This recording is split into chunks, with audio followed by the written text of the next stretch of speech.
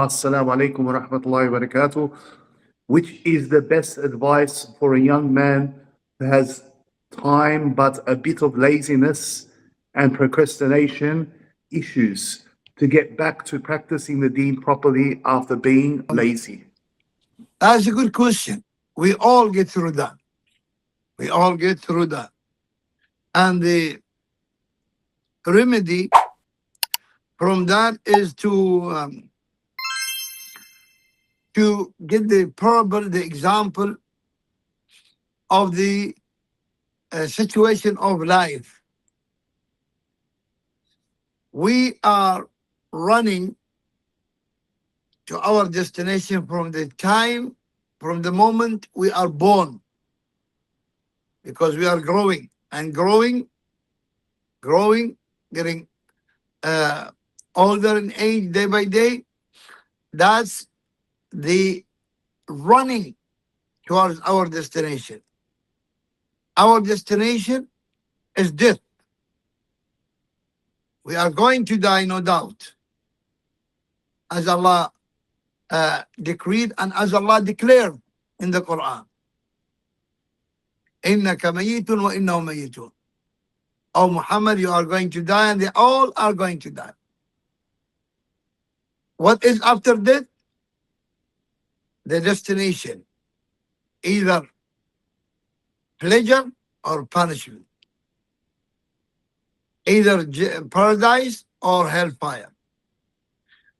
So when you remember that, time is not stopping.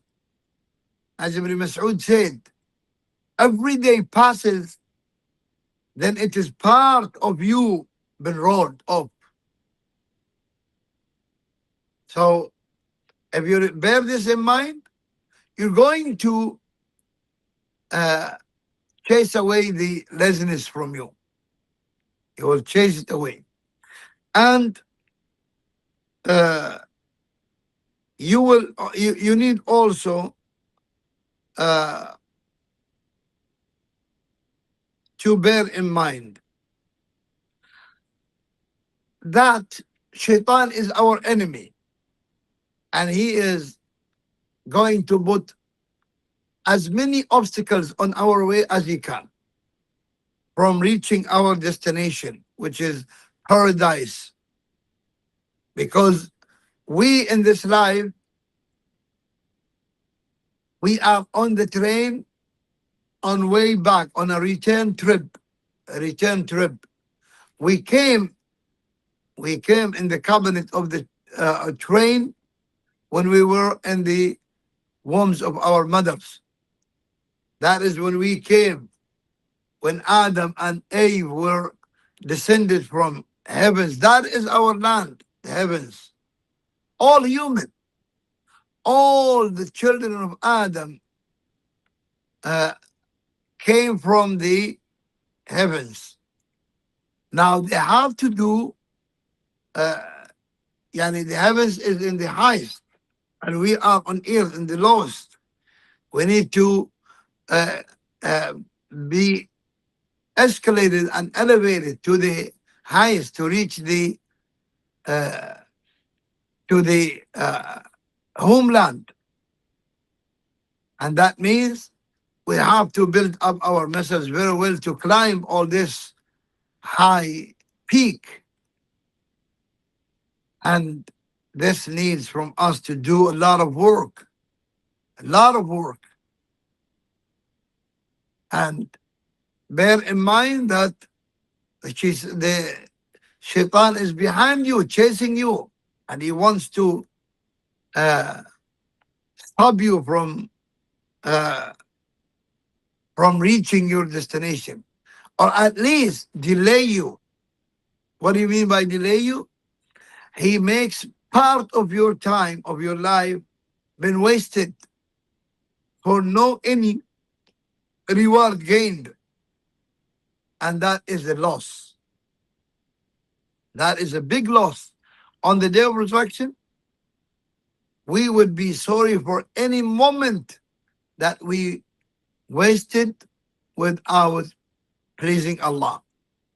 To the limit that although Allah created night for resting, for sleeping, yet He commanded His messenger to stand as long as he can at night. Ya ayyuhal muzammil, qum al-layla illa qalila. Or you who covered with blankets, stand up all night except for small portion.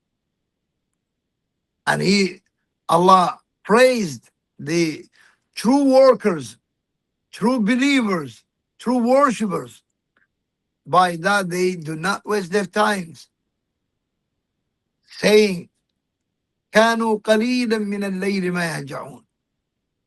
They were resting only for just little time at night.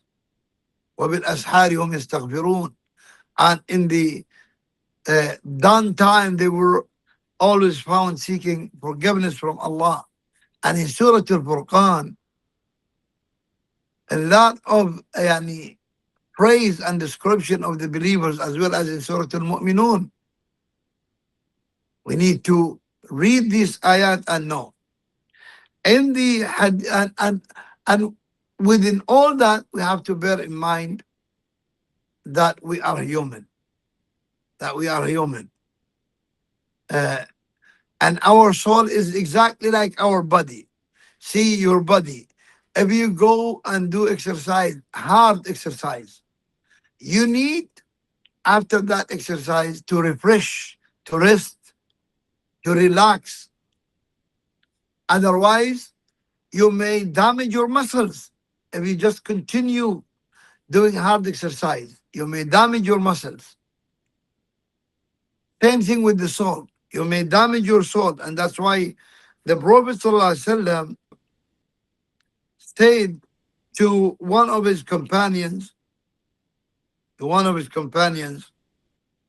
حنظلة ساعة ساعة وساعة ساعة وساعة.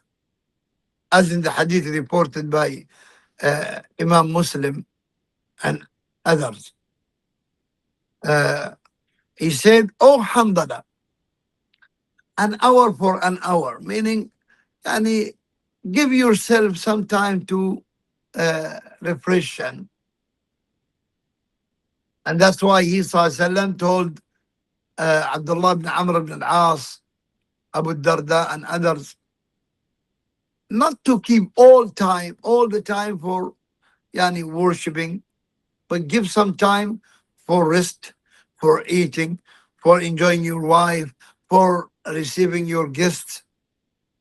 And he said, your body has a right over you. Your wife has, or your family has right over you. Your guests have right over you. And your Lord has right over you, and give everyone their rights. And bear in mind what the Prophet ﷺ guided the Ummah to, as in the hadith of Abdullah ibn Amr ibn al-As, reported by Imam Ahmad and reported in Bukhari and Muslim as well. When he sallallahu alaihi wasallam said, "Inna li kulli amalin shirah," or shirrah, "Inna li kulli amalin shirrah, wa li kulli shirratin fitra," or fatra. He sallallahu alaihi wasallam is saying, indeed, for every worshipping or for any act, there is a peak time when you are very active and you do much and strong on it. And also there are times when you become weak. Then he sallallahu dragged our attention to something very important. He said, فَمَنْ كَانَتْ شِرَّتُهُ إِلَى سُنَّتِي فَقَدْ أَفْلَحَ وَمَنْ كَانَتْ فَتْرَتُهُ إِلَى غَيْرِ ذَلِكَ فَقَدْ هَلَكَ. For he, the one whose weakness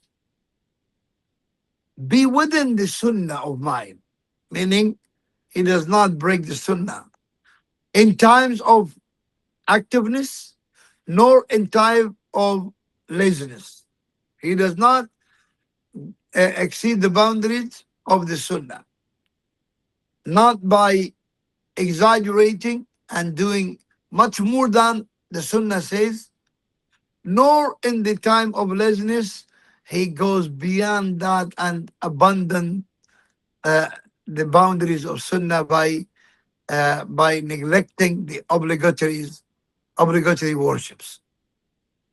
By that, you gain and defeat the shaitan who wants you in the peaking time, in the time of activeness, to exceed the boundaries and do that which the Prophet ﷺ never said, never done, never agreed the Sahaba upon. And in the times of laziness, the shaitan will come to take you and drag you out of the boundaries of the Sunnah of Rasulullah by making you neglect and abandon the obligatory or the obligations of Islam. Wallahu a'lam.